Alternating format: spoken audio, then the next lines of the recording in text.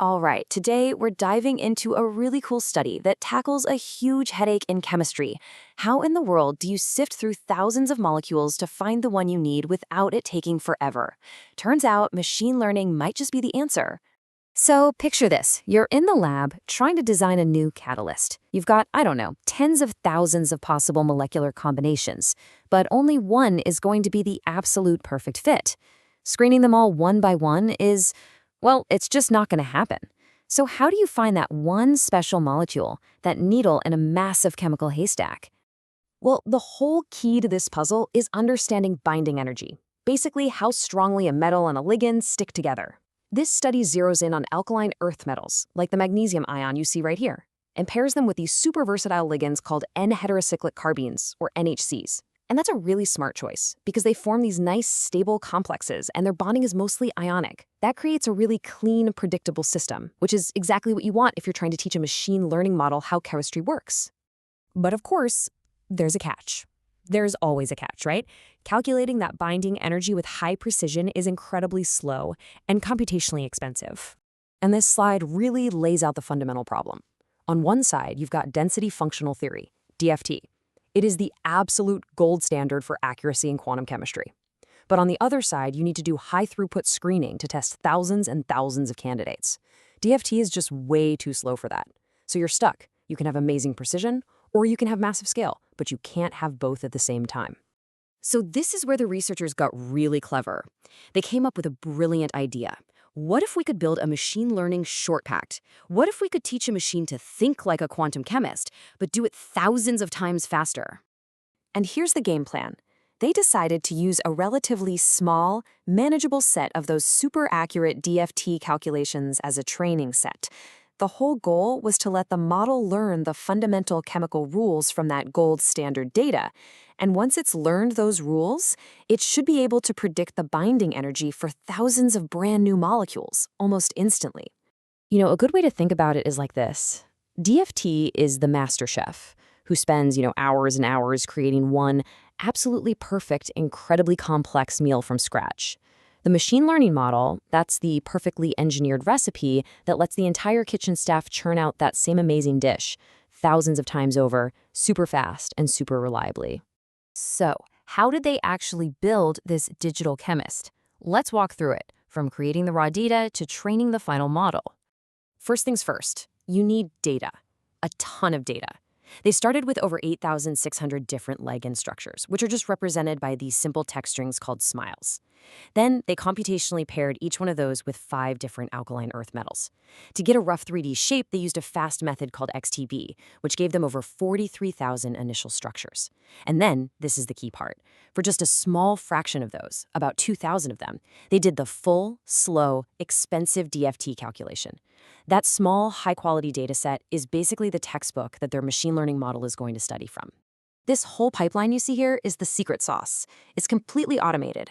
It takes that simple text string, the smiles, and runs it through all these computational steps to spit out a precise, DFT-calculated binding energy at the end. Automating this was absolutely critical to building a dataset that was big enough and diverse enough to train a really solid model. Okay, so once the data is ready, you have to teach the model what to actually look for.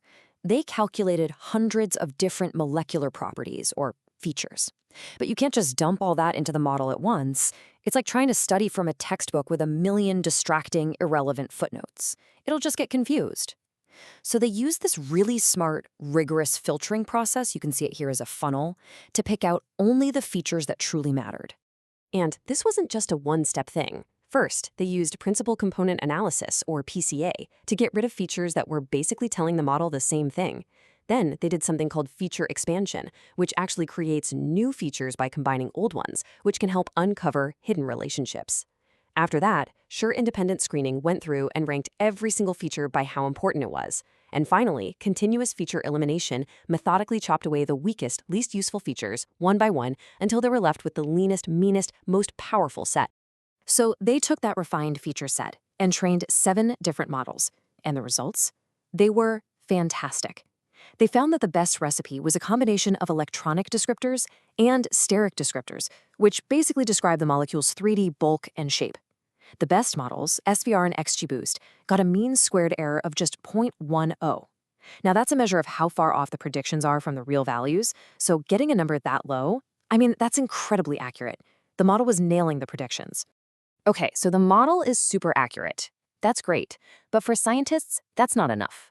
We need to know how it's getting the right answer. We have to be able to look inside that infamous black box. In other words, how can we be sure that it's actually learning real fundamental chemistry, and not just picking up on some random statistical fluke in the data? And to answer that question, they use this incredibly powerful technique called SHAP analysis. It's a way to pop the hood on the model and see exactly which features are pushing the prediction higher or lower, and by how much. It really lets you see the model's thinking process. And this right here is the proof that the model learned real chemistry. The top 3 most important features it found were buried volume, which is a measure of steric bulk, in the electronegativity of the metal, a core electronic property, and dispersion area, which is another shape-related feature. The model figured out, all on its own, one of the most fundamental principles we learn in chemistry, that binding energy is this delicate dance between electronics, the properties of the metal, and sterics, the physical shape of the ligand. So, what does this all mean for the real world? This is where this whole thing goes from being a really cool academic project to a potential game changer for chemical discovery. Because now, armed with a model that was not only accurate but also interpretable, the team could finally do what was completely impossible before. They could unleash it on the rest of their massive data set. And they did just that. They used the model to predict the binding energies for nearly 32,000 new unseen chemical complexes. A screening task that would have taken a researcher years using traditional DFT was done in a tiny fraction of the time. But you always have to check your work, right? So to be absolutely certain the model was working, they picked 48 of those new predictions at random and then did the slow, painstaking DFT calculations for them. And just look at this plot. The machine learning predictions, in brown, are an almost perfect match for the real DFT results in pink. The model wasn't just memorizing the training data, it was genuinely predicting new chemistry. And this right here is a total paradigm shift for high-throughput screening. It means scientists can now rapidly scan these enormous digital libraries of molecules, immediately filtering out the thousands of duds and highlighting just the handful of truly promising candidates that are worth spending time and money on for real lab experiments. So in the end, this study is so much more than just one model. It's a powerful blueprint for accelerating discovery across the board. And it leaves us with a pretty exciting question to think about. If we can successfully teach a machine to predict something as complex and fundamental as a chemical bond, what other massive scientific bottlenecks are we going to break next?